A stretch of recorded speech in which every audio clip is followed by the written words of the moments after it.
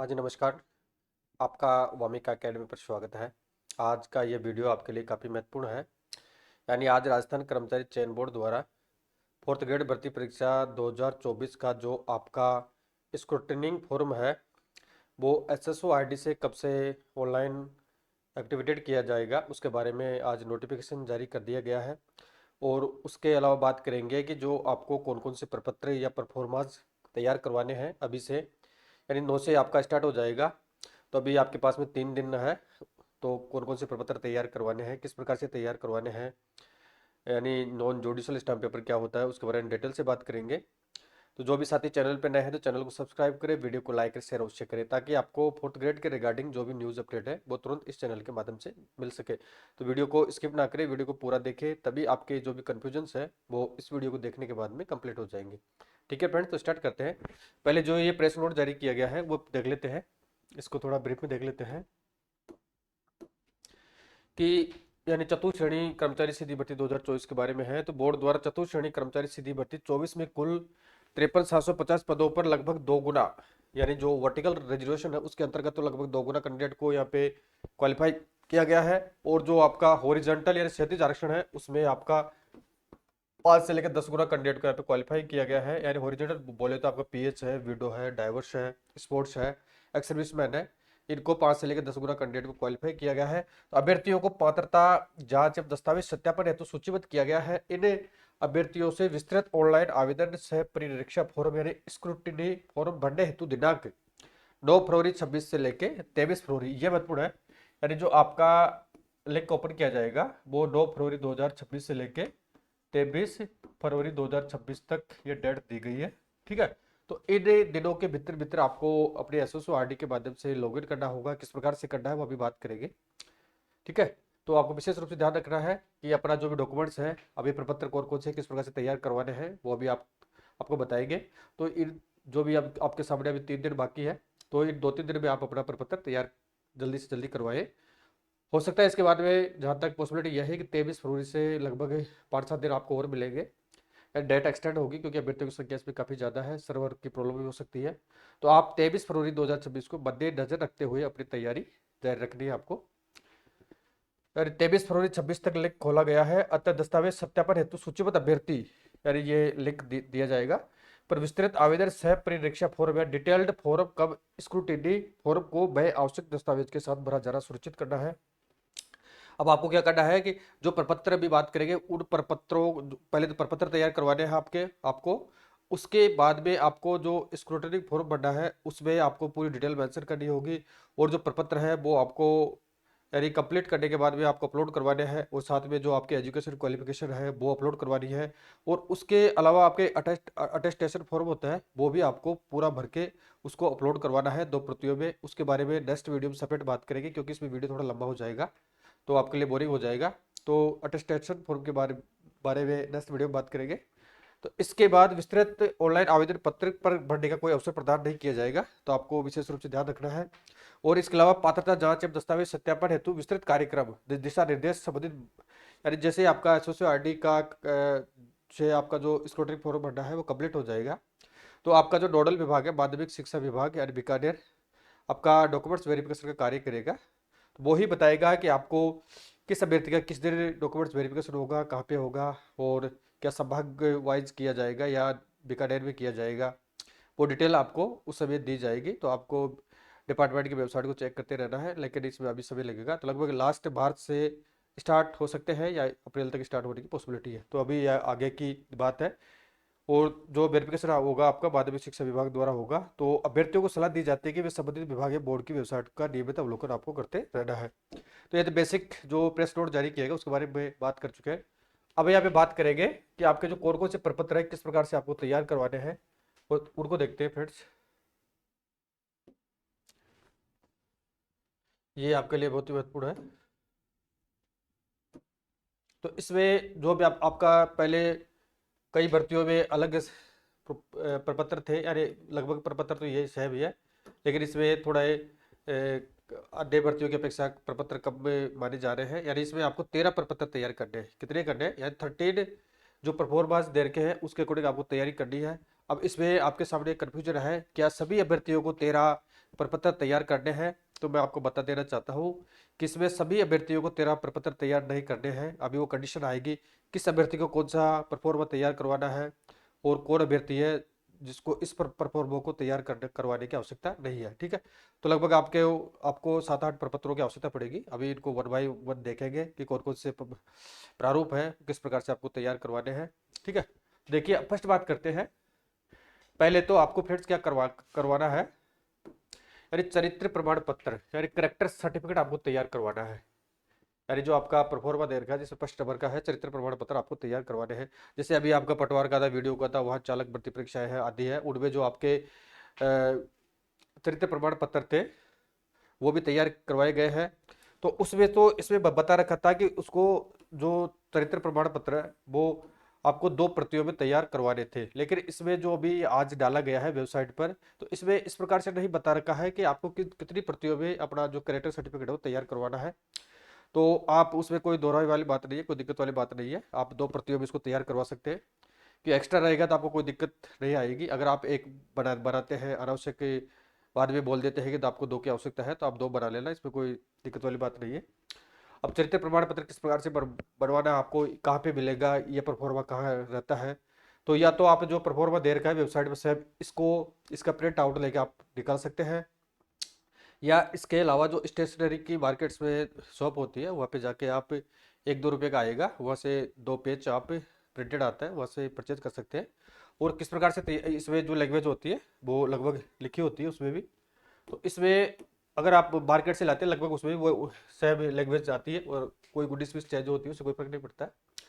और अगर आप ये पेज है इसको भी आप प्रिंट आउट निकाल के चरित्र प्रमाण पत्र तैयार करवा सकते हैं। हालांकि इसमें प्रतियां नहीं बता रही कि कितनी प्रतियों में तैयार करवाना है, बट आप 2 में करवा लेना। तो यहाँ पे क्या बता रखा है कि प्रमाणित किया जाता है कि श्री कुमारी श्रीमती जो भी आपका नाम है XYZ, ठीक है, आपका नाम आ जाएगा, आपका आप पुत्र है पुत्री है पत्नी जो भी स्थिति है उनका यहाँ पे नाम आ जाएगा, और निवासी जो आपका एड्रेस है वो आ जाएगा। को मैं व्यक्तिगत रूप से, यानी अब ये किससे बनाना है, यानी जो गजेटेड व्यक्ति है जो आपको जानते हैं, यानी जो आपका फेथफुल आदमी है जो आपको जानता है वही यहाँ पे सिग्नेचर करेगा, अदरवाइज अन्य व्यक्ति इसको बना के नहीं देगा।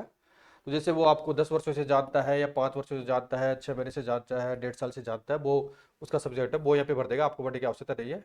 ठीक है, यानी आप पे वो जैसे किसी को 5 वर्षों से जानता है या 5 वर्ष या 6 माह जो भी है वो यहाँ पे लिख देगा। और जो जिस दिन से आप करेक्टर सर्टिफिकेट बनाएंगे तो उस दिन की वो डेट डाल देगा जिससे राजपत्रित अधिकारी से आप बनवाना चाहते हैं। जैसे 7 फरवरी को किसी ने बनवा लिया तो 7 फरवरी 26 आ जाएगा यहाँ पे, उस कैंडिडेट उस अधिकारी के साइन आ जाएंगे। ठीक है, और नीचे जो कार्यालय की मोहर होती है, यानी गजेटेड आदमी या जो गजेटेड अधिकारी होता है वही इसको बना सकता है।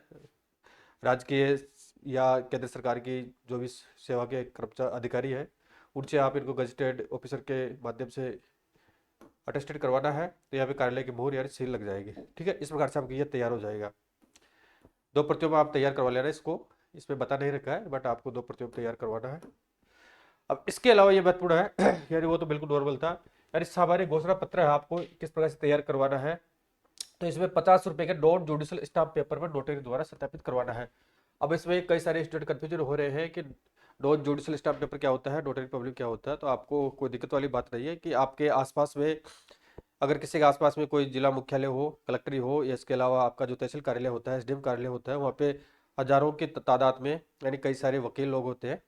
तो आपको तुरंत वहाँ जाना है, उनको बताना है कि ये प्रोफार्मा है, इस हिसाब से 50 रुपये का नॉन जुडिशियल स्टाम्प पेपर लगेगा और ये टाइप करवाना है। और इस प्रकार से वो आपका जो भी इसमें जो ब्लैंक खालिस्तान है अभी बात करेंगे किस प्रकार से भरेंगे, भरकर आपको वेरीफाई करके आपको दे देगा। 50 रुपये का नॉन जुडिशियल स्टाम्प पेपर लेगा, उसमें उसके जो चार्जेज है वो अलग से लेगा और उसकी टाइपिंग का पैसा अलग लगेगा, वो नोटरी प्रमाणित करवाने के अलग से लगेंगे। तो लगभग आप 200 रुपये के आसपास खर्चा मान सकते हैं एक स्टाम्प पेपर में। तो ये आपके 3-4 स्टाम्प पेपर बनेंगे। तो इसमें से क्या करवाना है कि जो ऊपर वाली लैंग्वेज है आपके सामान्य घोषणा पत्र, ये तो डिलीट हो जाएगी। यहाँ पे इसको प्रिंट करवाने की कोई आवश्यकता नहीं है, यहाँ पे ये आपको विशेष ध्यान रखना है।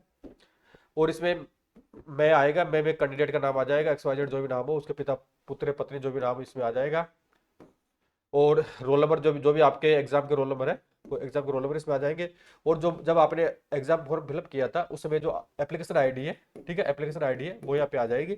अगर किसी को एप्लीकेशन आईडी का पता नहीं है कि मेरी एप्लीकेशन आईडी क्या है, तो आपको अपने SSO आईडी को लॉगिन करना है और वहाँ पे जो रिक्रूटमेंट पोर्टल होता है वहाँ पे बाय रिक्रूटमेंट यानी होम पे जाना है और वहाँ पे जितने भी आपने आवेदन पत्र अब तक के ऑनलाइन भरे हैं, चाहे वो राजस्थान कर्मचारी चयन बोर्ड के हो चाहे आरपीसी को हो, तो वहाँ पे आपका पूरा डैशबोर्ड दिखाई देगा।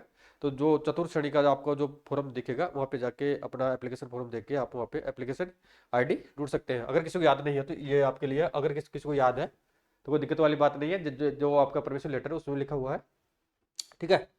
ये आ जाएगा, आवेदन क्रमांक आ जाएगा, चतुर्थ श्रेणी ये लिखा आएगा उसमें, ये सब टाइप करवाने हैं। चतुर्थ श्रेणी कर्मचारी सीधी भर्ती 24 में चतुर्थ श्रेणी कर्मचारी के पद पर अंतिम या प्योरली प्रोविजनल रूप से चयनित हुआ हूं या हुई हो, जो भी स्थिति है, दस्तावेज सत्यापन हेतु सूचीबद्ध किया गया है, ठीक है। ये टाइप हो जाएगी। और इसके अलावा फिर आ जाएगा, मैं शपथ पूर्वक निम्नानुसार घोषणा करता हूँ या करती हूँ, जो भी इसमें जो लाइनें लिखी हुई है क्रमांक संख्या 1 से लेकर 2 3 4 5, ये यहाँ तक कंप्लीट वो टाइप कर देगा स्टाम्प पेपर पर। अगर स्टाम्प पेपर जो 50 रुपए का नॉन जुडिशियल स्टाम्प पेपर है उसमें अगर स्पेस कम रहता है स्वाभाविक है, तो वो एक पेपर पाइप पेपर लगाते हैं पीछे, ठीक है, तो वो पेपर लगा देंगे वहाँ पे, इसको टाइप कर देंगे। फिर नीचे आ जाएगा, इसमें दिनांक आ जाएगा, ठीक है, जो भी आप जैसे आप 7 फरवरी को बनाते हैं उदाहरण तौर पर 7 फरवरी 26 आ जाएगा। स्थान आप जैसे जयपुर बनाते हैं तो जयपुर आ जाएगा। और पता है वो कंप्लीट पता आ जाएगा, वो आपके यानी दिनांक आ जाएगा, आपका जो स्थान कहाँ पे आप आपका रेजिडेंशियल वो आ जाएगा, और आपका जो स्थायी पता आ जाएगा। आपके जो मोबाइल नंबर है यहाँ पे आपको फिलअप करना है, जो भी आपकी ईमेल आईडी यहाँ पे आ जाएगी। और जो कैंडिडेट है, यानी जो कैंडिडेट जैसे जिसी का सिलेक्शन हुआ है उस कैंडिडेट के यहाँ पे हस्ताक्षर हो जाएंगे और उसका नाम आ जाएगा, ठीक है। इस प्रकार से आपको ये तैयार करवाने हैं। यानी आपको कोई दिक्कत वाली बात नहीं है, आप वहाँ पे नोटरी पब्लिक के पास में जाएंगे, वो सब जानते हैं वो लोग, हालांकि उनके पास वो ऑलरेडी इस प्रकार का प्रोफॉर्मा भी है। या केवल वहाँ पे चतुर्थ श्रेणी भर्ती परीक्षा 2024 मेंशन करना है। पिछली वाली जो जितनी भर्ती परीक्षाएं हो चुकी है राजस्थान कर्मचारी चयन बोर्ड की 2-3 महीने में, सब प्रोफॉर्मा उनमें है, तो यहाँ पे सिर्फ भर्ती एग्जाम का नाम चेंज करना है, उनके पास में ऑलरेडी रहता है, तो ऑटोमेटिक कर देंगे, आपको कोई दिक्कत नहीं है। अब इसमें संतान संबंधी घोषणा पत्र है, यानी आपको जो फर्स्ट नंबर का बताया था करेक्टर सर्टिफिकेट, वो सभी अभ्यर्थियों को बनाना है, चाहे वो मैरिड हो, अनमेरिड हो, विधवा हो, इसके अलावा वो तलाकशुदा हो, चाहे पीएच कैंडिडेट हो, एक्स सर्विसमैन हो, ठीक है, और स्पोर्ट पर्सन हो, जो भी अभ्यर्थी है, टीएसपी हो चाहे नॉन टीएसपी, कौन सा भी अभ्यर्थी हो, महिला हो चाहे फीमेल हो, सभी को फर्स्ट नंबर और सेकंड नंबर की बात कर चुके हैं, बनाना जरूरी है। अब इसमें संतान संबंधी घोषणा पत्र है, किसके बारे में, संतान संबंधी घोषणा पत्र है, तो ये किसको बनाना है, तो अब इसमें स्वाभाविक है कि जिनकी शादी हो चुकी है और जिनके बच्चे हैं उनको बनाना जरूरी है, और जो अभी अनमेरिड है तो उनको यहाँ पे बनाने की कोई आवश्यकता नहीं है। अब इसमें आपको क्या करवाना है, यहाँ पे नोटरी पब्लिक की कोई आवश्यकता नहीं है, यानी संतान संबंधी घोषणा पत्र है, सामान्य सादा कागज पर है, इसको आपको टाइपिंग करवाना है, या हो सकता है आप इसका प्रिंट ले सकते हैं। तो यहाँ पे लिखा आएगा कि कार्मिक विभाग आपको टाइप करना है, कार्मिक विभाग के अधिसूचना क्रमांक, जो भी ये क्रमांक दे रखे पत्रांक दे रखे हैं, कि अनुसरण में निम्नलिखित प्रपत्र में जो कि राजपत्रित अधिकारियों से प्रमाणित है प्रस्तुत कर रहा हूँ या रही हूँ, ठीक है, यानी इसको राजपत्रित गजेटेड ऑफिसर से प्रमाणित करवाना आपको। यहाँ पे कैंडिडेट का नाम आ जाएगा, पुत्र पुत्री पत्नी जो भी स्थिति है उनका नाम आ जाएगा। इसके अलावा आपके जो रोल नंबर है, ठीक है, आपको जो भी रोल नंबर इसमें आ जाएंगे। चतुर्थ श्रेणी कर्मचारी सीधी भर्ती 24 में चतुर्थ श्रेणी कर्मचारी के पद पर अंतिम या प्रोबेबली प्रोविजनल रूप से मैं चयनित हुआ हूँ या हुई हूँ। अब इसमें बताना है कि दिनांक 31 मई 2002 तक मेरे बच्चों की संख्या कितनी है, यानी अगर आपकी शादी पहले हो चुकी है तो आपको बताना है कि 31 मई 2002 तक आपके बच्चे कितने हैं, जैसे किसी के एक है या दो है। अगर इसमें अगर किसी के 2 से अधिक की संतान है तो वो इस एग्जाम के लिए वैलिड नहीं है, विशेष रूप से ध्यान रखना है। 2 से अधिक अगर आपकी संतानें हो जाती है 2002 के बाद में, ठीक है, पहले वाले को दिक्कत नहीं है, यानी 2000 अभी देखेंगे वो बात करेंगे, यानी 2002 के बाद में अगर किसी के 2 से अधिक संतान है तो वो राजकीय सेवा के लिए वैलिड नहीं है, विशेष रूप से आपको ध्यान रखना है। तो 31 मई 2002 तक आपके बच्चों की संख्या कितनी है, एक या दो, जो भी स्थिति है उसके अकॉर्डिंग आपको यहाँ पे फिलअप कर देना है। और ठीक है, यहाँ पे क्रमांक संख्या में 1 2 आ जाएगा, जैसे आपके 2 बच्चे हैं तो यहाँ पे 1 2 और बच्चों का जो नाम है, तो भी आपका प्रश्न नंबर का बच्चा उसका नाम आ जाएगा, और उसकी जो डीओ भी है वो दोनों की यहाँ पे आपको भरनी है। और इसके अलावा दिनांक 1 जून 2002, ये ध्यान रखना है कि 1 जून 2002 के बाद में अगर किसी कैंडिडेट के 2 से ज्यादा बच्चे हैं तो वो राजकीय सेवा के लिए वैलिड नहीं है। 1 जून 2002 को एवं इसके पश्चात मेरे या बच्चों की संख्या में वृद्धि नहीं हुई है, या दिनांक 1 जून 2002 को एवं इसके पश्चात मेरे बच्चों की संख्या में वृद्धि हुई है एवं वर्तमान में मेरे बच्चों की कुल संख्या कितनी है, ये आपको बताना है। अगर आपके 2 बच्चे हैं तो इस सेम इसमें आ जाएगा A1 2, यानी 1 जून 2002 के बाद में। तो मोस्टली इस भर्ती परीक्षा में जिनकी शादी है हो चुकी है तो उनके जो बच्चों का क्राइटेरिया आएगा वो 1 जून 2002 के बाद में आएगा, ठीक है। कि इससे पहले वाले तो लगभग सभी ओवर एज हो चुके होंगे, यानी विधवा को छोड़ के, प्रत्येकता और भूतपूर्व सैनिकों को छोड़ के। तो आपके क्रमांक संख्या 1 2 आ जाएगा, जो भी आपके बच्चों के नाम है, फर्स्ट नंबर के बच्चे का यहाँ नाम आएगा, सेकंड नंबर के आ जाएगा, और उसकी जो ड्यू भी है वो यहाँ पे आपको मेंशन करनी है। ठीक है। अब यहाँ पे जो अभ्यर्थी है, जो भी कैंडिडेट यहाँ पे क्वालिफाई हुआ है प्री डीवी के रिगार्डिंग जो वेरिफिकेशन करवाएगा, उसका यहाँ पे साइन हो जाएगा, और साइन होने के बाद में उस कैंडिडेट का यहाँ पे नाम आ जाएगा, जो भी नाम है उसका। ठीक है। पद चतुर्थ श्रेणी कर्मचारी आ जाएगा। अब इसमें नीचे सब इस प्रकार से टाइप पे हुआ रहना चाहिए, मेरे समक्ष हस्ताक्षर किए गए, यानी राजपत्रित अधिकारी के हस्ताक्षर मैं दिनांक में मोहर के, यानी यहाँ पे जो राजपत्रित अधिकारी है उसे आपको इसको वेरीफाई करवाना है, उसके साइन होंगे और इसके अलावा उसकी सील लगेगी। ठीक है। इस प्रकार से आपको तैयार करवाने हैं। तीन तीन प्रपत्र आपके कंप्लीट हो चुके हैं। चौथा प्रपत्र आपका अविवाहित अभ्यर्थियों के द्वारा प्रस्तुत किया जाने वाला प्रपत्र है, यानी जो अनमेरिड पर्सन है, चाहे वो महिला अभ्यर्थी हो चाहे पुरुष अभ्यर्थी हो, उनको ये, यानी जो मेरिड पर्सन है उनको ये तैयार करवाने की आवश्यकता नहीं है, विशेष रूप से ध्यान रखना है। ठीक है। अविवाहित जो अभ्यर्थी है उनके द्वारा ये तैयार करवाना है, तो क्या करना है आपको, 50 रुपए के नॉन जुडिशियल स्टाम्प पेपर पर मुद्रित करवाकर नोटरी पब्लिक से प्रमाणित करवाना है। तो ऊपर वाली आपकी लाइन यहाँ पे हट जाएगी। अविवाहित अभ्यर्थियों द्वारा प्रस्तुत किया जाने वाला घोषणा पत्र आ जाएगा, ये आपको टाइप करवाना है। यहाँ पे कैंडिडेट का नाम आ जाएगा, पिता पुत्र जो भी स्थिति है उनके पिता का या पति का नाम आ जाएगा, निवासी जो हिसाब आपका स्थायी पता आ जाएगा। शपथ पूर्वक घोषणा करते हुए कि मेरा नाम चतुर्थ श्रेणी कर्मचारी सीधी भर्ती 24 में चतुर्थ श्रेणी कर्मचारी के पद पर प्योरली प्रोविजन रूप से मैं चयनित हुआ हूँ। मेरा विवाह अभी तक नहीं हुआ है और भविष्य में जब भी होगा, यानी एक तरीके से आपके लिए दहेज के बारे में है, जब भी होगा तब मैं या मेरे घर वाले ना तो दहेज लेंगे ना ही देंगे। भविष्य में दहेज लिए जाने के संबंध में मेरी पत्नी व मेरे पति एवं ससुराल पक्ष की ओर से कोई शिकायत विभाग न्यायालय में दर्ज करवाई जाती है तो मेरी नियुक्ति समाप्त किए जाने का नियुक्तिकर्ता को पूर्ण अधिकार होगा, जिसके लिए मैं प्रातः जिम्मेदार रहूंगी। मेरी नियुक्ति होने के पश्चात अपने विवाह की स्थिति में विवाह के 1 मास के भीतर, क्या बता रखा है इसमें, मेरी नियुक्ति होने के पश्चात अपने विवाह की स्थिति में विवाह के 1 मास के भीतर अपने नियंत्रक प्राधिकारी को अपने पिता पत्नी ससुर द्वारा हस्ताक्षर इस प्रभाव की घोषणा प्रस्तुत करूंगी कि मैंने प्रत्यक्ष या अप्रत्यक्ष और किसी भी रूप में दहेज नहीं लिया है। यानी अभी आप अनमेरिड है, जैसे आपकी नियुक्ति मिल जाती है, नियुक्ति मिलने के बाद में अगर आपकी शादी होती है, खैर शादी तो होगी, शादी होने के बाद में जस्ट आपको विद इन 1 मंथ में ये डिक्लेरेशन आपको देना होगा। ठीक है। तो ये आपको तैयार करवाना है, यानी ये जरूरी है आपके लिए तैयार करवाना, अभी अभी अभी बाद में नहीं, अभी आपको तैयार करवाना है। अगर बाद में किसी की शादी हो जाती है, अब जो भी ये इसमें बता रखा है, कार्मिक है, जो भी इसका नोटिफिकेशन का क्रमांक दे रखा है, यहाँ पे कैंडिडेट का नाम आ जाएगा, स्थान आ जाएगा, दिनांक आ जाएगा, और इसके अलावा साक्षी आ जाएंगे। दो साक्षियों का आपको हस्ताक्षर करवाना है जो आपको जानते हैं, हस्ताक्षर होगा, नाम पता आ जाएगा उनका। फिर नेक्स्ट है आपका, अरे 50 रुपए के, अरे आपको अभी अभी तैयार करवाना है, बाद में नहीं करवाना है, चाहे वो उसकी शादी बाद में, चाहे कितने दिनों के बाद में हो। अगर अगर आपकी शादी हो जाती है आपको पोस्टिंग मिलने के बाद में, तो आपको इस प्रकार से सूचना देना जरूरी है, लेकिन अभी आपको तैयार करवाना ही है। इसके अलावा 50 रुपए का नॉन जुडिशियल स्टाम्प पेपर में मुद्रित कराकर सेव आ गया, यानी विवाहित अभ्यर्थियों के द्वारा प्रस्तुत किया जाने वाला प्रमाण पत्र, वो तो था अनमेरिड और ये हो गया आपका मेरिड। यानी जो अनमेरिड व्यक्ति है उनको तो ये पहले वाला तैयार करवाना है, और जो मेरिड है उनको ये वाला तैयार करवाना है। ठीक है। अनमेरिड को ये तैयार करवाने की कोई आवश्यकता नहीं है, और जो पहले अनमेरिड का देखा था, तो मेरिड वाले को वो पहले जो प्रपत्र देखा था वो तैयार करवाने की आवश्यकता नहीं है। ठीक है। तो यहाँ पे कैंडिडेट का नाम आ जाएगा, पिता पुत्र पत्नी जो भी स्थिति है उनका नाम आएगा, निवासी जहाँ के आपके स्थायी निवासी उनका एड्रेस आ जाएगा। शपथ पूर्वक घोषणा करता हूँ या करती हूँ कि मेरा नाम चतुर्थ श्रेणी कर्मचारी सीधी भर्ती 24 में चतुर्थ श्रेणी कर्मचारी पद पर अनंतिम यानी प्योरली प्रोविजनल रूप से चयनित हुआ हूँ। मेरा विवाह दिनांक, ठीक है, यानी आपकी शादी जैसे मान के चलो 15 मई 2020 को हो जाती है। ठीक है, 22 मान लेते हैं, तो मेरा विवाह दिनांक 15 मई 2022 को हुआ है। विवाह के समय मेरे घर वालों ने ना तो दहेज लिया है और ना ही दहेज दिया है। भविष्य में दहेज लिए जाने के संबंध में मेरी पत्नी या मेरे पति एवं ससुराल पक्ष की ओर से कोई शिकायत विभागीय न्यायालय में दर्ज कराई जाती है तो मेरी नियुक्ति समाप्त किए जाने की नियुक्तिकर्ता को पूर्ण अधिकार होगा, जिसके लिए मैं प्रार्थी या प्रार्थिया यानी चाहे वो मेल हो चाहे फीमेल हो जिम्मेदार रहूंगा या रहूंगी। ठीक है। इस प्रकार से आपको 50 रुपए के नॉन जुडिशियल स्टाम्प पेपर में इसको प्रिंटेड करवाना है। और अगर ये इसमें नहीं आता है आपके स्टाम्प पेपर में, तो पीछे इसका पाइप पेपर लग जाता है। अब इसमें नाम आ जाएगा कैंडिडेट का जो भी नाम है, और यहाँ पे स्थान आ जाएगा।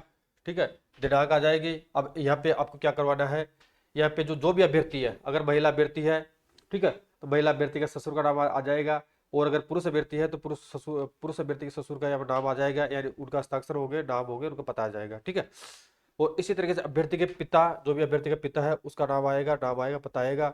और अभ्यर्थी की पति या पत्नी जो भी स्थिति है, जैसे आपकी अगर कोई महिला अभ्यर्थी है तो उसके पति का यहाँ पर साइन हो गए, अगर कोई पुरुष अभ्यर्थी है तो उसकी पत्नी के यहाँ पर साइन हो जाएंगे, हस्ताक्षर हो गए, नाम होगा, पता आ जाएगा। और इसके अलावा एक आपको स्वतंत्र साक्षी के, यानी स्वतंत्र साक्षी के आपको हस्ताक्षर करवाने हैं, जो आपको जानता हो, आपके आसपास का व्यक्ति हो, ठीक है, वो यहाँ पे अपना हस्ताक्षर करेगा, नाम लिखेगा और पता भरेगा। फिर नेक्स्ट बात करें, अब ये आज का विधवा अभ्यर्थियों के लिए, जो भी विधवा है, डिवोर्स है, उनके लिए ये वैलिड है, ठीक है, सॉरी, विडो विडो के लिए, यानी जो विधवा है, विडो है, उनके लिए ये प्रपत्र बनाना है, अन्य अभ्यर्थियों को इसकी आवश्यकता नहीं है। तो ये 50 रुपये का नॉन जुडिशियल स्टाम्प पर इसको टाइप करवाना है। तो विधवा अभ्यर्थियों द्वारा प्रस्तुत किया जाने वाला घोषणा पत्र है, या पे विधवा अभ्यर्थी का नाम आ जाएगा, ठीक है, या पे उसके पत्नी पुत्र, सॉरी पत्नी पुत्री जो भी स्थिति है उनका नाम आ जाएगा, पति का नाम आ जाएगा, या अपने पिता का नाम आ जाएगा, और निवासी जो भी उनका एड्रेस वो आ जाएगा। शपथ पूर्वक घोषणा करती हूँ, क्योंकि हमेशा विडो महिला ही होती है, डिवोर्स और विडो, कि मेरा नाम चतुर्थ श्रेणी कर्मचारी सीधी भर्ती 24 में चतुर्थ श्रेणी कर्मचारी पद पर अंतिम या प्योरली प्रोविजन रूप से चयनित हुआ हूँ। मेरा विवाह दिनांक, जैसे किसी का विवाह मान के चलो, उदाहरण के तौर पे मान रहे 15 मई 2019 को हो जाता है, को श्री XYZ, जो भी आपके हस्बैंड के साथ पहला शादी हुआ है विडो का, विडा जो भी महिला अभ्यर्थी है, अपने पति का नाम आ जाएगा, के साथ संपन्न हुआ था, परंतु मेरे पति का देहांत दिनांक जिस दिनांक को, यानी 15 मई 2019 के बाद जब जैसे भी दिनांक उनका देहांत हो चुका है, वो डेट यहाँ पे आ जाएगी, हो चुका है। पति का मृत्यु प्रमाण पत्र आपको संलग्न करना है, विशेष रूप ध्यान ध्यान रखना है, आपको तभी एग्जाम में कंसिडर किया जाएगा, यानी आपके पास में विडो का वही महिला लाभ ले सकती है, को ले सकती है, जिसकी, यानी जिसका पति, जो आपका चतुर्थ श्रेणी भर्ती के रिगार्डिंग जो आवेदन खोला गया था मार्च 2025 में, तो उसके जो अंतिम कट ऑफ डेट थी, यानी अंतिम दिनांक से पहले पहले आपके पास में सर्टिफिकेट होना जरूरी है, ये आपको विशेष रूप से ध्यान रखना है, या उनकी मृत्यु जो भी स्थिति है उससे पहले पहले हो जानी चाहिए थी। भविष्य में जब भी मेरा विवाह होगा तब मैं या मेरे घर वाले ना तो दहेज लेंगे ना ही देंगे, ठीक है, यानी और जो विडो है वो डाइवर्स महिलाएं होती है, उनको राइट्स होता है कि वो अपना पुनर्विवाह कर सकती है। अब उसमें कंडीशन यह है कि जो आपकी एग्जाम की डेट है, यानी एग्जाम के अंतिम डेट से पहले उनका विवाह नहीं होना चाहिए। जैसे आपका उदाहरण के तौर पर 10 अप्रैल 2025 लास्ट डेट था आपका चतुर्थ श्रेणी का ऑनलाइन आवेदन बनने का, तो 10 अप्रैल 2025 के बाद वो कभी भी शादी कर सकती है, लेकिन अगर उससे पहले उसने शादी कर रखी है तो वो इस भर्ती परीक्षा के लिए वैलिड नहीं है। भविष्य में मैं दहेज लिए जाने के संबंध में मेरे पति या ससुराल पक्ष की ओर से कोई शिकायत विभाग न्यायालय में दर्ज करवाई जाती है तो मेरी नियुक्ति समाप्त किए जाने का नियुक्तिकर्ता को पूर्ण अधिकार होगा, जिसके लिए मैं प्रार्थी या जिम्मेदार रहूंगी। मेरी नियुक्ति होने के पश्चात मैं अपने विवाह की स्थिति में विवाह के 1 मास के भीतर अपने नियंत्रक प्राधिकारी को अपने पिता, पति और ससुर द्वारा हस्ताक्षरित इस प्रभाव की घोषणा प्रस्तुत करूंगी कि मैंने प्रत्यक्ष या अप्रत्यक्ष किसी भी रूप में दहेज नहीं लिया है। यानी आपको यह तुरंत तैयार करवाना है अभी, जैसे आपकी बाद में शादी हो जाती है तो इस प्रकार से फिर आपको एक और देना होगा कि मेरी शादी हो चुकी है और मैं किसी प्रकार से दहेज डायरेक्ट और इनडायरेक्ट रूप से नहीं लूंगी, ये वो फ्यूचर का विषय है। लेकिन अब अभी आपको ये तैयार करवाना जरूरी है, किसके लिए, विडो के लिए। तो यहाँ पे विधवा महिला का नाम आ जाएगा और स्थान आ जाएगा, दिनांक आ जाएगा, और आपको 2 साक्षियों के हस्ताक्षर करवाने हैं, ठीक है, जो भी आपको जानता है हस्ताक्षर आ जाएंगे, उसका नाम आ जाएगा, पता आ जाएगा। इस तरह दूसरा साक्षी का हस्ताक्षर होगा, नाम होगा, पता उसका यहाँ पे आ जाएगा, ठीक है। फिर बात करते हैं 50 रुपए के नॉन जुडिशियल स्टाम्प पेपर पे नोटिस साइन करवाना है। ये तो ऊपर वाला तो हो गया था आपका विडो के लिए, और यह होगा आपका डाइवर्स के लिए। प्रत्यक्षता अभ्यर्थियों द्वारा प्रस्तुत किया जाना घोषणा पत्र है, यानी जो महिला विडो है उनको प्रत्यक्षता की आवश्यकता नहीं है, प्रत्यक्षता वालों को विडो की आवश्यकता नहीं है, और जो सामान्य अभ्यर्थी है उनको इस प्रकार के जुडिशियल स्टाम्प पेपर की या घोषणा पत्र की कोई आवश्यकता नहीं है। यहाँ पे कैंडिडेट का नाम आ जाएगा, मैं, पुत्री, स्त्री जो भी XYZ है, निवासी, आपका एड्रेस आ जाएगा। शपथ पूर्वक घोषणा करती हूँ कि मेरा नाम चतुर्थ श्रेणी कर्मचारी सीधी भर्ती 24 में चतुर्थ श्रेणी कर्मचारी पद पर अंतिम या प्योरली प्रोविजन रूप से चयनित हुआ है। पूर्व में मेरा विवाह विच्छेद हो चुका है, यानी इसका तलाक हो चुका है। अब तलाक के रिगार्डिंग, अब तलाक ऐसे अगर नॉर्मल होता है सामाजिक मामलों में तो उसको वैलिड नहीं किया जाता है, या न्यायालय की डिग्री या न्यायालय का आदेश आपके पास में होना चाहिए, और वो आदेश भी यानी आवेदन की अंतिम तिथि की लास्ट डेट है जब तक का प्रमाण पत्र आपके पास में होना चाहिए। अगर आपके पास में प्रमाण पत्र अवेलेबल नहीं है अंतिम तिथि तक का, तो आप इस भर्ती परीक्षा में वैलिड नहीं है। पूर्व में मेरा विवाह विच्छेद हो चुका है और भविष्य में जब भी मेरा विवाह होगा तब मैं या मेरे घर वाले ना तो दहेज लेंगे ना ही दहेज देंगे। भविष्य में दहेज लिए जाने के संबंध में यानी सहम इसमें जो ऊपर वाला था सहम इस प्रकार से है। और जो कार्मिक विभाग का जो नोटिफिकेशन है उसके अकॉर्डिंग आपको ये प्रिंटेड करवाना है। यहाँ पे कैंडिडेट का नाम आ जाएगा जो भी डाइवर्स महिला है, उसके अलावा स्थान आ जाएगा, जैसे आपका स्थान जयपुर है, दिनांक आ जाएगी जैसे 7 फरवरी 2026 को आप बनवा रहे हैं। ठीक है, 2 साक्षियों के हस्ताक्षर हो जाएंगे, फर्स्ट साक्षी के होंगे हस्ताक्षर, नाम आएगा पता आएगा। इस तरीके से सेकंड साक्षी का यहाँ पे हस्ताक्षर हो जाएंगे, नाम हो जाएगा और उसका पता यहाँ पे आपको फिलअप करना है। ठीक है, अब ये किस प्रकार से करना है ये ध्यान रखना है आपको कि 50 रुपये का नोट जुडिशल स्टाम्प पेपर पर आपको साइन करवाने हैं। यहाँ पे जब जो नोटरी इसको प्रिंट करेगा उसमें यहाँ पे ब्लैक रख देगा हस्ताक्षर करके, ये डॉट डॉट बना रखे इस तरीके से। हो सकता है आप अगर आपके साथ में कोई वहाँ जा सकता है तो वहाँ करवा ले, नहीं तो खाली स्थान छोड़ देना, आप घर ला के स्टाम्प पेपर पर साइन करवा सकते हैं, यानी स्टाम्प पेपर में साइन होंगे। ठीक है, और जो नोटरी है वो आपको वेरीफाई करके दे देगा, बट आपको इसमें साइन करवाने जरूरी है। अब फिर आपको बनाना है 50 रुपये का नॉन जुडिशियल स्टाम्प पेपर पर विवाह प्रमाण पत्र है, यानी जो विवाहित अभ्यर्थी है उनके लिए है विवाह प्रमाण पत्र, और जो विवाहित है उनको बनाना है, यानी विडो। और इसके अलावा जो डाइवर्स है उन महिला अभ्यर्थियों को यहाँ पे इसकी कोई आवश्यकता नहीं है। और इसके अलावा जो अनमेरिड पर्सन है चाहे वो महिला हो चाहे पुरुष हो, उनको इस प्रकार का नॉन जुडिशियल स्टाम्प पेपर बनाने की आवश्यकता नहीं है। विवाह प्रमाण पत्र अभ्यर्थी जिनका विवाह, अब इसमें ध्यान रखना है कि राजस्थान सरकार जो डीओटी डिपार्टमेंट है उसका नोटिफिकेशन है कि 22 मई 2006 से पूर्व अगर किसी कैंडिडेट का विवाह हो चुका है तो उसको मैरिज सर्टिफिकेट बनाने की आवश्यकता नहीं है, क्योंकि उसमें बनता ही नहीं था। तो 22 मई 2006 के बाद में अगर जिस कैंडिडेट का शादी हुआ है तो उसको अपना सर्टिफिकेट यानी विवाह पंजीकरण देना जरूरी होगा। तो इसमें कैंडिडेट का नाम आ जाएगा। ठीक है, तो यहाँ पे अगर जिनका विवाह 22 मई, अब इसमें दो चीज ध्यान रखनी है, अगर जिनका विवाह 22 मई 2006 से पहले हो चुका है उन अभ्यर्थियों के लिए है, अन्य अभ्यर्थियों के लिए नहीं है। जो मैरिड पर्सन है चाहे वो महिला हो चाहे पुरुष हो, ठीक है, अगर उनकी शादी 22 मई 2006 के बाद में हुई है तो उनको मैरिज सर्टिफिकेट बनाना जरूरी है। और 22 मई 2006 से पहले जिनकी शादी हुई है उस समय से प्रोविजन नहीं था तो उनके लिए शपथ पत्र देना होगा। तो एक्स वाई जो भी आपका कैंडिडेट का नाम आ जाएगा, पुत्र पुत्री श्रीमती जो भी स्थिति है आ जाएगा, निवासी आ जाएगा, मेरा विवाह श्री यानी चाहे महिला हो चाहे पुरुष अभ्यर्थी हो, जो भी स्थिति है उसकी पति या पत्नी का यहाँ पे नाम आ जाएगा, निवासी आ जाएगा, आपका ससुराल कहाँ पे है, यानी अगर महिला अभ्यर्थी है तो उसका ससुराल कहाँ पे है, और अगर पुरुष अभ्यर्थी है तो उसका ससुराल कहाँ पे है, उसका एड्रेस आ जाएगा। के साथ संपन्न हुआ था परंतु अनिवार्य विवाह पंजीयन लागू होने की पूर्व दिनांक, यानी आपका पूर्व दिनांक यानी कब 22 मई 2006 से पूर्व, जैसे आपका 20 मई 2006 को विवाह हुआ है तो ये तारीख आपको डाल देनी है। जो भी स्थिति आपकी शादी हुई है 20 मई 2006 को संपन्न होने के कारण पंजीकृत नहीं है, या मेरा विवाह श्रीमती या श्री निवासी के साथ दिनांक को राजस्थान राज्य के बाहर संपन्न होने के कारण पंजीकृत नहीं हुआ है। अगर कोई अभ्यर्थी ऐसा है जिसका विवाह अन्य बाहरी राज्य में होता है, अगर वो रजिस्टर्ड नहीं है तो उनको भी इस प्रकार से टाइपिंग करवाना है। जो भी स्थिति आपके ऊपर एप्लीकेबल है, अगर आपके ऊपर फर्स्ट वाली कंडीशन एप्लीकेबल है तो फर्स्ट वाली आपको टाइप करवानी है, और सेकंड वाली अगर आपके ऊपर एप्लीकेबल है यार बाहरी राज्य का कोई कैंडिडेट है तो उसको सेकंड वाली टाइप करवानी है। ठीक है, और कोई अगर तलाकशुदा है तो प्रमाण पत्र को संलग्न करना है, या इसके अलावा मैं प्रत्यक्षता हूँ एवं मेरा विवाह श्री के साथ दिनांक को संपन्न हुआ था, इस प्रकार से आपको तैयार करवाने हैं। दिनांक डाल देनी है, हस्ताक्षर शपथकर्ता का यहाँ पे हस्ताक्षर आ जाएगा। ठीक है, यानी आपको 50 रुपये का नॉन जुडिशियल स्टाम्प पेपर पर टाइप करवाना है। फिर आपको एक वचन पत्र देना है, सामान्य कागज पर देना है। ठीक है, तो आप इसको टाइप करवा लेना, यहाँ पे दो जुडिशियल स्टाम्प पेपर की कोई आवश्यकता नहीं है, हो सकता है आप इसको भी रख सकते हैं, चल जाएगा, अगर नहीं चलता तो आप इसको टाइप करवा लेना। कैंडिडेट का यहाँ पे नाम आ जाएगा, मैं पुत्र पुत्री या श्रीमती जो भी स्थिति है वो नाम आ जाएगा, निवासी आपका एड्रेस आ जाएगा, यानी वचनबद्ध हूँ कि मैं धूम्रपान एवं गुटखा सेवन नहीं करता हूँ या करती हूँ, यानी स्मोकिंग के रिगार्डिंग आपको एक वचन पत्र देना है, यहाँ पे अभ्यर्थी के हस्ताक्षर हो जाएंगे। और इसके अलावा अभ्यर्थी का नाम आ जाएगा, स्थान आ जाएगा, दिनांक आ जाएगा, यानी आपको सादे कागज पर यह देना है। इसके अलावा आपको एक संविधान संबंधी प्रतिज्ञा पत्र तैयार करवाना है, शपथ पत्र है सामने कागज पर। ठीक है, आप चाहे चाहे इसी पेपर का जो वेबसाइट पर अपलोड कर रखा है इसी का भी यूज ले सकते हैं, कोई दिक्कत वाली बात नहीं है। हो सकता है आप अगर कंप्यूटर से टाइप करवाना चाहते हैं टाइप भी करवा सकते हैं। कैंडिडेट का नाम आ जाएगा मैं, ठीक है, पुत्र पुत्री जो भी स्थिति है वो नाम आ जाएगा, रोल नंबर आपके कितने हैं, जो भी रोल नंबर है वो आपको यहाँ पे फिलअप करने हैं। चतुर्थ श्रेणी कर्मचारी सीधी भर्ती 24 में चतुर्थ श्रेणी कर्मचारी के पद पर अंतिम या प्योरली प्रोविजन चयन मेरा हुआ है या हुई है, हुई हो जो भी स्थिति है, मैं शपथ पूर्वक निम्नानुसार घोषणा करता हूँ या करती हूँ।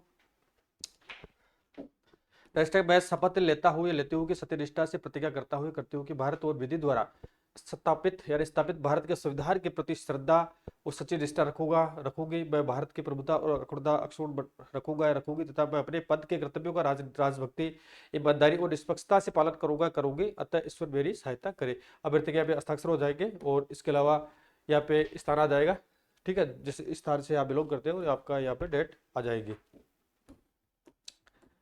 फिर इसके बाद में आपको क्या करना है ये महत्वपूर्ण है, यानी नमूना हस्ताक्षर आपको सामान्य कागज पर लेके जाना है, यानी सामान्य कागजों पे। ठीक है, यानी अभ्यर्थी इस प्रारंभ का प्रिंट लेकर दस्तावेज सत्यापन के समय मूल अपने साथ लेकर जाना है। यानी जैसे आपका जो प्री डीवी होगा, कहीं जहाँ पर भी आपको डेट मार्च अप्रैल लास्ट के मध्य आपका डीवी कराने का प्लानिंग है, तो उस समय इस प्रकार का परफॉर्मेंस है आपको ये लेके जाना है साथ में।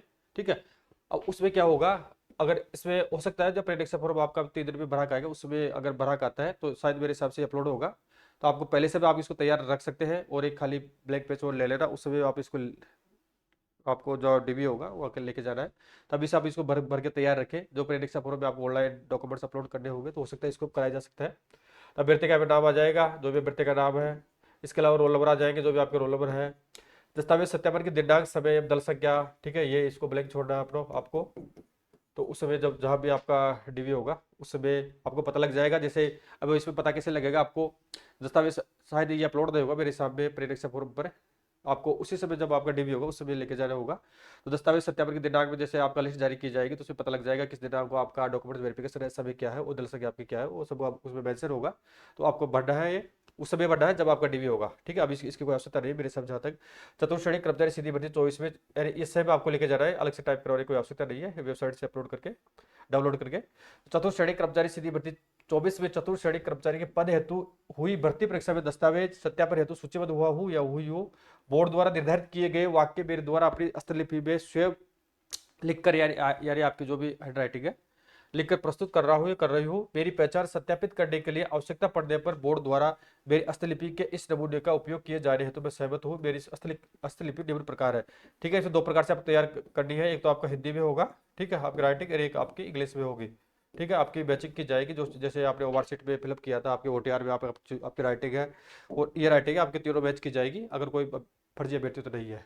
ठीक है, तो इसमें आपको बढ़ना है, यानी ऊपर वाले कोई जरूरत नहीं बढ़ने की। तो यहाँ पर राइट लिखना है आपको, मैं, जो भी कैंडिडेट का नाम है XYZ, ठीक है, और आपका जो भी सन ऑफ या डॉटर ऑफ जो भी स्थिति है, और आपके जो रोल नंबर है वो आ जाएंगे।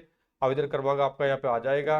शपथ पूर्वक यह सब लिख रहा है आपको, शपथ पूर्वक यह घोषणा करता हूँ कि मैं विज्ञप्ति अनुसार भर्ती परीक्षा का नाम, यानी मैं शपथ पूर्वक यह घोषणा करता हूँ कि मैं चतुर्थ श्रेणी भर्ती परीक्षा 2024 से भर्ती के लिए निर्धारित सभी पात्रताओं को पूरा करता हूँ या करती हूँ, जो भी स्थिति है आपको ये टाइप करना है इसी, और यहाँ पे आपके साइन आ जाएंगे। और फिर नेक्स्ट आपको, यानी ये लीगल पेज में आपको लेके जाना है, A4 नहीं चलेगा, बड़ा पेज चाहिए आपको, लीगल पेज। और इंग्लिश में सब इस तरीके से करना है। आई आपका नाम आ जाएगा, आपके फादर्स का नाम आ जाएगा, ठीक है, और आपके रोल नंबर आ जाएंगे, एप्लीकेशन नंबर आ जाएंगे। Hereby sure and declare that I fulfil all the eligibility criteria prescribed for recruitment 4th grade भर्ती परीक्षा जो भी है 2024 आपकी, ये आ जाएगी। और यहाँ पे लिखना आपको, यहाँ पे कैंडिडेट के सिग्नेचर हो जाएंगे। और इसमें फिर आपका जो ये सिर्फ जो उन कैंडिडेट के लिए है, ये जो टीएसपी क्षेत्र से बिलोंग करते हैं, यानी टीएसपी क्षेत्र वाले अभ्यर्थियों के लिए है, नॉन टीएसपी कैंडिडेट को के लिए प्रोफार्मा की कोई आवश्यकता नहीं है। अब इसका कहने का तात्पर्य यह है, इसका मतलब यह होता है कि जो टीएसपी कैटेगरी टीएसपी क्षेत्र के जो अभ्यर्थी होते हैं उनके लिए सरकार द्वारा ऑप्शन दे रखा है कि आप अपना चयन किसी भी कैटेगरी से ले सकते हैं, यानी ये ओपन होते हैं। ये चाहे तो नॉन टीएसपी की कैटेगरी से सिलेक्शन ले सकते हैं, टीएसपी से भी ले सकते हैं। अगर इनके नॉन टीएसपी कैटेगरी में जितनी कट ऑफ जा रही है, जैसे पर्टिकुलर कोई टीएसपी एसटी का कैंडिडेट है, अगर वो नॉन टीएसपी में अपना सिलेक्शन लेना चाहता है, मेल में या फीमेल में जो भी स्थिति है, तो जो नॉन टीएसपी की जो कट ऑफ जा रही है मैन, उस कट ऑफ के बराबर अगर इनके नंबर आते हैं तो ही इनको नॉन टीएसपी में कंसिडर किया जाएगा, नहीं तो नहीं किया जाएगा। अब इनको जब जैसे इनका डीवी होगा तो आपने रिजल्ट में देखा होगा कि नॉन टीएसपी की लिस्ट में टीएसपी कैंडिडेट भी है, तो इन्होंने जो ऑप्शन फॉर्म फिलअप किया था उसमें यस किया है। अब जब जैसे आपका इनका डीवी होगा तो डीवी के समय इनको ये शपथ पर ये घोषणा डिक्लेरेशन देना होगा कि मैं मेरा चयन टीएसपी क्षेत्र से करवाना चाहता हूँ या नॉन टीएसपी से करवाना चाहता हूँ। अगर ये अभ्यर्थी नॉन टीएसपी के लिए लिख देते हैं तो इनका चयन नॉन टीएसपी से होगा। अगर ये अभ्यर्थी टीएसपी से चाहते हैं तो टीएसपी से हो जाएगा। और कोई अभ्यर्थी अगर इसमें किसी प्रकार की कोई डिक्लेरेशन नहीं देता है तो विभाग को अधिकार है या कर्मचारी चयन बोर्ड को अधिकार है कि वो बाय डिफॉल्ट इनका चयन टीएसपी क्षेत्र के अंतर्गत कर सकता है। ठीक है, तो टीएसपी वाले अभ्यर्थियों को किस प्रकार से तैयार करवाना है, सामान्य विकल्प पत्र है, सामान्य कागज पर लेना है, आवश्यकता आप इसका प्रिंट ले सकते हैं या टाइप करवा सकते हैं। यहाँ पे मेरे कैंडिडेट का नाम आ जाएगा, जो भी XYZ है, उसके पिता का नाम आ जाएगा, रोल नंबर आपके जो भी आ जाएगा। मेरा अंतरिम चयन चतुर्थ कर्मचारी स्थिति भर्ती 24 में गैर अनुसूचित क्षेत्र तथा अनुसूचित क्षेत्र दोनों सूचियों में हुआ है। अतः मैं अंतिम या प्योरली प्रोविजन रूप से किस क्षेत्र में आप जाना चाहते हो, या टीएसपी में सिलेक्शन लेना चाहते हो या टीएसपी में लेना चाहते हो, आपको ये मेंशन करना होगा, टिक करना होगा जो भी स्थिति है उसके अकॉर्डिंग। अरे नॉन टीएसपी टीएसपी में से कोई एक में चयन हेतु विकल्प पत्र प्रस्तुत कर रही हूँ। और यहाँ पे आप जैसे आपका जो डीवी होगा उस समय आपकी डेट आ जाएगी, जो डेट होगी। ठीक है, यहाँ पे कैंडिडेट के हस्ताक्षर के प्रातिक हस्ताक्षर हो जाएंगे, कैंडिडेट का नाम आ जाएगा, पता आ जाएगा, उसका मोबाइल नंबर यहाँ पे आ जाएगा। ठीक है, इसके अलावा फिर बात करते हैं कि विधवा पृथकता, यानी ये किस किस के लिए है। आपको पता होगा कि किस अभ्यर्थी को कौन कौन से डॉक्यूमेंट्स तैयार करवाने हैं, यानी प्रत्येक अभ्यर्थी को अलग अलग डॉक्यूमेंट्स तैयार करवाने हैं। जैसे मेरिट वाले को अलग है और अनमेरिट को अलग प्रोफार्मा तैयार करवाना है, डिवोर्स के लिए अलग है, विडो के लिए अलग है, वो सामान्य अभ्यर्थियों को नहीं करवाने हैं। आप सभी इसके बारे में समझते हैं, तो कौन कौन से आपको तैयार करवाने हैं आप समझ चुके होंगे।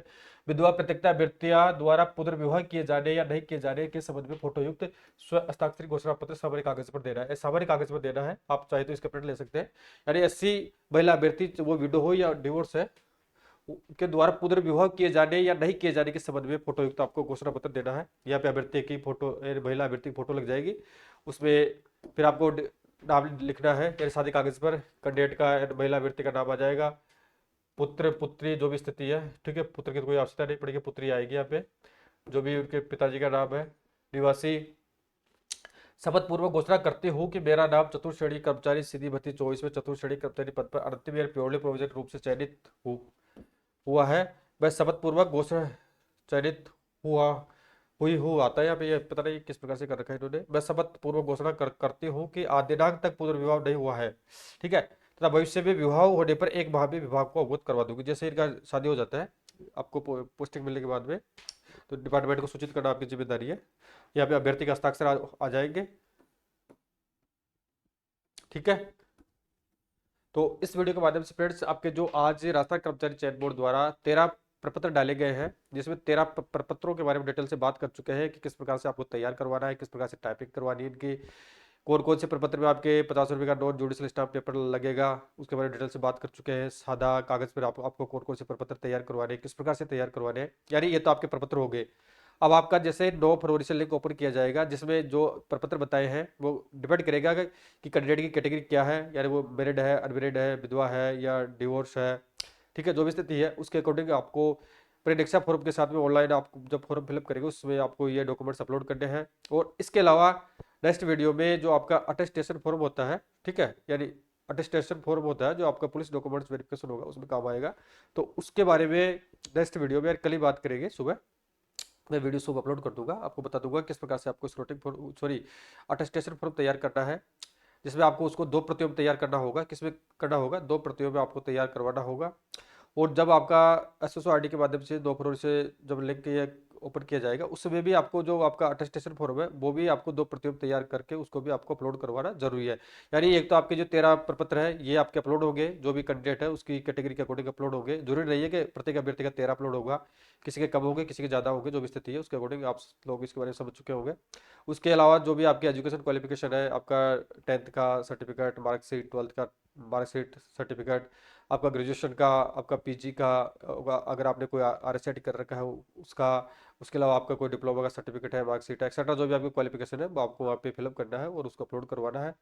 ठीक है, और अटेस्टेशन फॉर्म के बारे में नेक्स्ट वीडियो में बात करेंगे किस प्रकार से आपको तैयार करवाना है। तो आप आज से ही इन जो भी आपके डॉक्यूमेंट्स हैं उनको तैयार करके रखें। जैसे ही आपके 9 फरवरी आती है, 9 फरवरी से आप अपना परीक्षा फॉर्म ऑनलाइन भर सकते हैं।